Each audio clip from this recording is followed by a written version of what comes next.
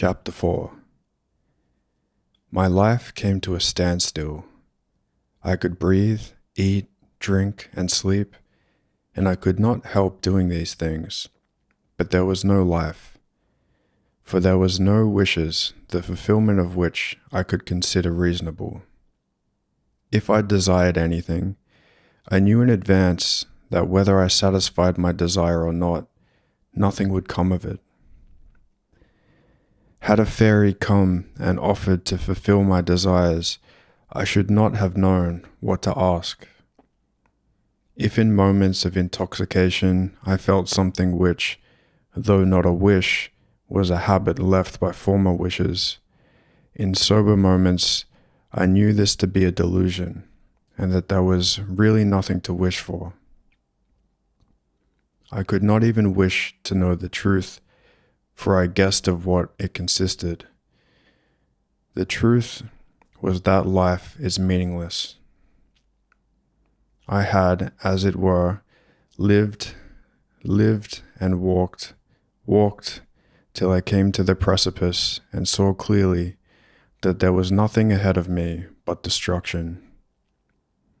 It was impossible to stop, impossible to go back, and impossible to close my eyes or avoid seeing that there was nothing ahead but suffering and real death, complete annihilation. It had come to this, that I, a healthy, fortunate man, felt I could no longer live. Some irresistible power impelled me to rid myself one way or another of life. I cannot say I wished to kill myself. The power which drew me away from life was stronger, fuller, and more widespread than any mere wish. It was a force similar to the former striving to live, only in a contrary direction. All my strength drew me away from life. The thought of self-destruction now came to me as naturally as thoughts of how to improve my life had come formerly, and it was seductive that I had to be cunning with myself, lest I should carry it out too hastily. I did not wish to hurry, because I wanted to use all efforts to disentangle the matter. If I cannot unravel matters, there will always be time, and it was then that I, a man favored by fortune, hid a cord from myself, lest I should hang myself from the crosspiece of the partition in my room where I undressed alone every evening. And I ceased to go out shooting with a gun, lest I should be tempted by so easy a way of ending my life. I did not myself know what I wanted. I feared life, desired to escape from it, yet still hoped something of it. And all this befell me at a time when all around me I had what is considered complete good fortune. I was not yet 50. I had a good wife who loved me and whom I loved, good children, and a large estate, which without much effort on my part improved and increased. I was respected by my relations and acquaintances more than at any previous time. I was praised by others, and without much self-deception could consider that my name was famous. And far from being insane or mentally diseased, I enjoyed, on the contrary, a strength of mind and body such as I have seldom met with among men of my kind. Physically, I could keep up with the peasants at mowing, and mentally, I could work for 8 and 10 hours at a stretch without experiencing any ill results from such exertion.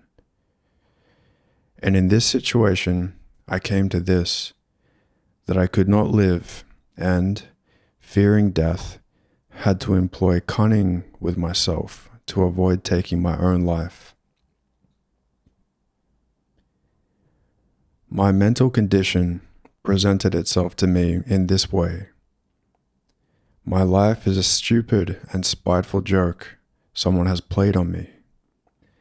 though I did not acknowledge a someone who created me, yet such a presentation that someone had played an evil and stupid joke on me by placing me in this world was the form of expression that suggested itself most naturally to me. Involuntarily, it appeared to me that there, somewhere, was someone who amused himself by watching how I lived for 30 or 40 years, learning, developing, maturing in body and mind, and how, having with matured mental powers, reached the summit of life from which it all lay before me.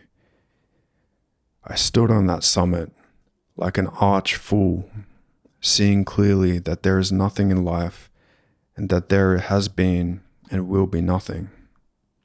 And he was amused. But whether that someone laughing at me existed or not, I was none the better off. I could give no reasonable meaning to any single action or to my whole life. I was only surprised that I could have avoided understanding this from the very beginning. It has been so long known to all. Today or tomorrow, sickness and death will come. They had come already, to those I love or to me.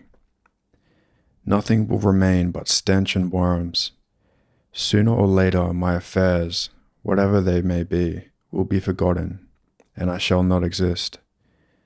Then why go on making any effort? How can man fail to see this? And how go on living? That is what is surprising. One can only live while one is intoxicated with life. As soon as one is sober, it is impossible not to see that it is all a mere fraud, and a stupid fraud. That is precisely what it is. There is nothing either amusing or witty about it. It is simply cruel and stupid. There is an Eastern fable, told long ago, of a traveler overtaken on a plain by an enraged beast. Escaping from the beast, he gets into a dry well, but sees at the bottom of the well a dragon that has opened its jaws to swallow him. And the unfortunate man, not daring to climb out lest he should be destroyed by the enraged beast, and not daring to leap to the bottom of the well lest he should be eaten by the dragon, seizes a twig growing in a crack in the well and clings to it. His hands are growing weaker, and he feels he will soon have to resign himself to the destruction that awaits him above or below, but he still clings on. Then he sees that two mice, a black one and a white one, go regularly round and round the stem of a twig to which he is clinging and gnaw at it. And soon the twig itself will snap, and he will fall into the dragon's jaws. The traveler sees this and knows that he will inevitably perish, but while still hanging, he looks around, sees some drops of honey on the leaves of the twig, reaches them with his tongue, and licks them. So I too clung to the twig of life, knowing that the dragon of death was inevitably awaiting me, ready to tear me to pieces, and I could not understand why I had fallen into such torment. I tried to lick the honey which formerly consoled me, but the honey no longer gave me pleasure, and the black and white mice of day and night gnawed at the branch by which I hung. I saw the dragon clearly, and the honey no longer tasted sweet. I only saw the unescapable dragon and mice, and I could not tear my gaze from them. And this is not a fable, but the real, unanswerable truth, intelligible to all.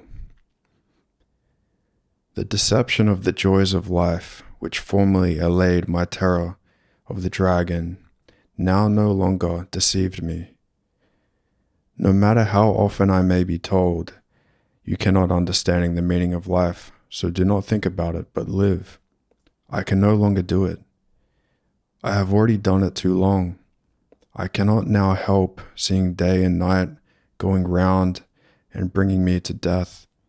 That is all I see, for that alone is true. All else is false. The 2 drops of honey, which diverted my eyes from the cruel truth longer than the rest, my love of family and of writing, art, as I called it, were no longer sweet to me. Family, said I to myself, but my family, wife and children, are also human. They are placed just as I am. They must either live in a lie or see the terrible truth. Why should I live? Why should I love them, guard them, bring them up, or watch them, that they may come to the despair that I feel, or else be stupid? Loving them, I cannot hide the truth from them. Each step in knowledge leads them to the truth, and the truth is death. Art, poetry. Under the influence of success and the praise of men, I had long assured myself that this was a thing one could do, though death was drawing near. Death which destroys all things, including my work and its remembrance. But soon I saw that that too was a fraud. It was plain to me that art is an adornment of life, an allurement to life, but life had lost its attraction for me, so how could I attract others?